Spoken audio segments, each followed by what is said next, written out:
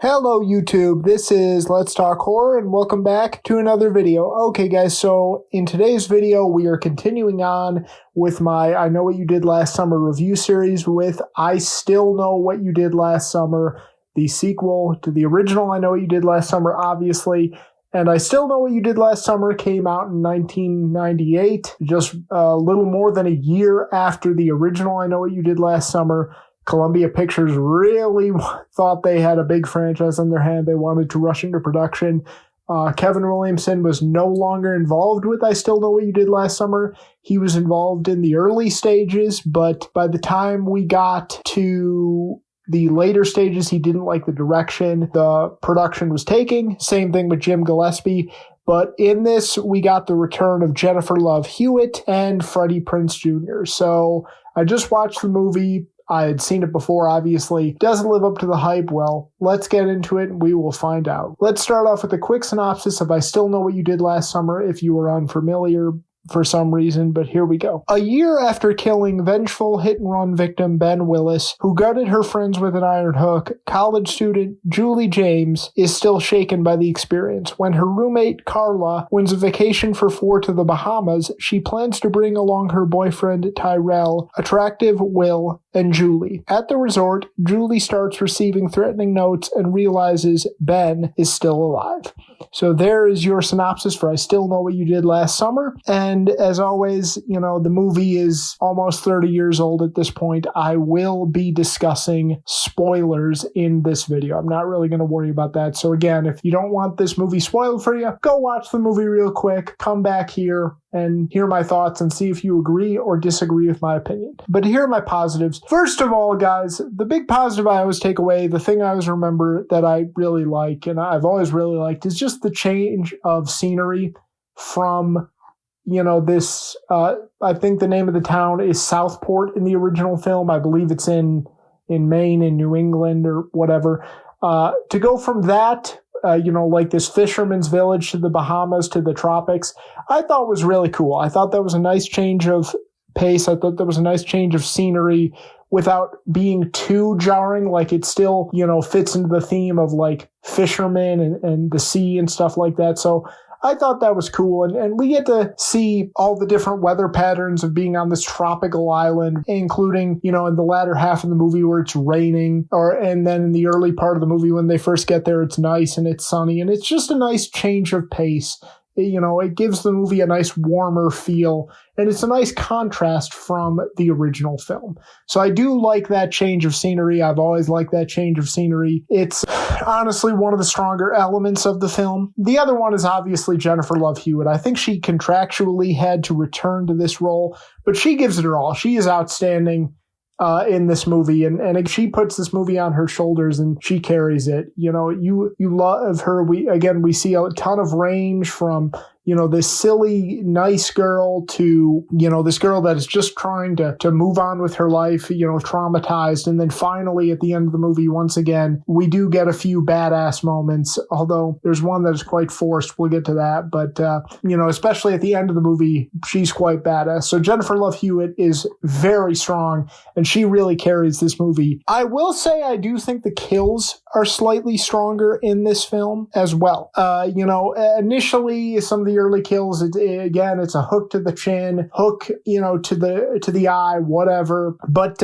in some of the later kills, like the Jack Black kill, he's in this movie, is pretty strong and pretty gory, and we see the aftermath of that. The hotel manager kill, we don't see that one on screen, but again, we see the aftermath, and it's fucking brutal, so I love that. The Estes kill, like the guy at the hotel, the creepy guy at the hotel, we see his, and that's brutal. You know, what is it? Like, and then we see the bartender's kill where Estes lands on top of her and the guy, you know, while like fisherman's like rod is still in her and the fisherman just comes along and just impales them both. It's pretty great. So I would actually say the kills in this film are a slight upgrade over the original. That's probably one of the only areas where, frankly, this sequel is slightly better than the original, but it is. And then finally, I do like the comedic tone of this film. You know, they add a little bit more comedy into this movie.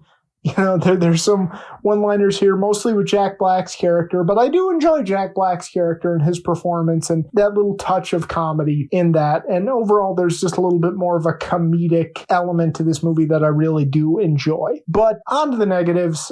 This movie is just, it's a downgrade in every possible way, almost, from the original I Know What You Did Last Summer. The characters themselves, Julie and Carla, are the two characters that are great in this movie. Everyone else is forgettable.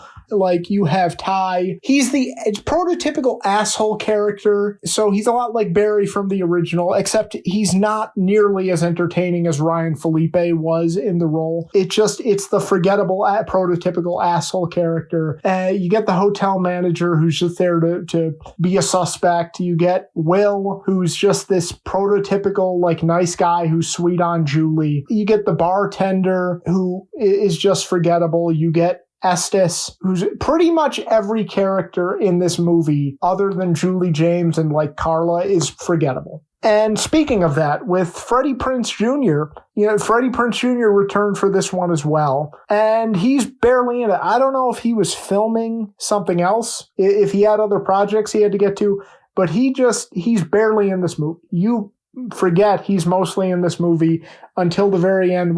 He's in it at the very beginning to fight with Julie, and then we see these little scenes. He gets attacked by the killer in like the first half hour of the movie, and then he's trying to get to the island to warn Julie that Ben Willis is coming, and we just see him in little bits and pieces here, but you honestly forget he's in the movie.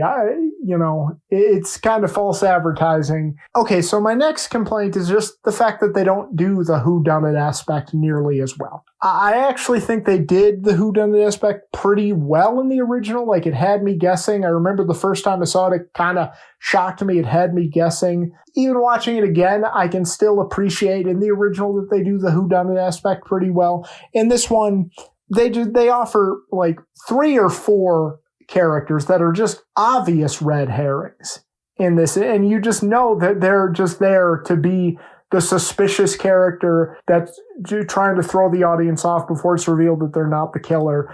And then the killer, spoiler alert, is Will. We find out at the end of the movie that his last name is Will Benson, and the whole reveal of Benson, Ben's son, it's ridiculous. On the top of that, but it was obvious pretty much, and I remember it being fairly obvious when I first saw it. There's a scene where Jennifer Love Hewitt's character cuts him on the arm, and he just like, "You're a bitch." It's kind of funny, but just did not like the reveal at all there. Oh yeah, I have to remember the one moment that felt really forced. They try to recreate the what are you waiting for moment in this one. I guess for this we can call it the my grave stays empty moment. It's just so forced. You could tell they were like, okay, this was a fan favorite moment in the original film, so we gotta have something like it in this one, and it just doesn't work. It feels so forced. It's kind of cringy, to be honest. And then finally, like the last one, we get a jump scare ending. Yeah, we get a jump scare ending, and if anything, it maybe feels more forced. It maybe frustrates me a little bit more. It's even more cringeworthy. So yeah, again, another forced 90s jump scare ending to keep a sequel open. And as you can tell, guys, as I said, this is a huge step down from the original film, in my opinion. And that's really saying something, because it's not like the original film is that celebrated among the horror and slasher community to begin with.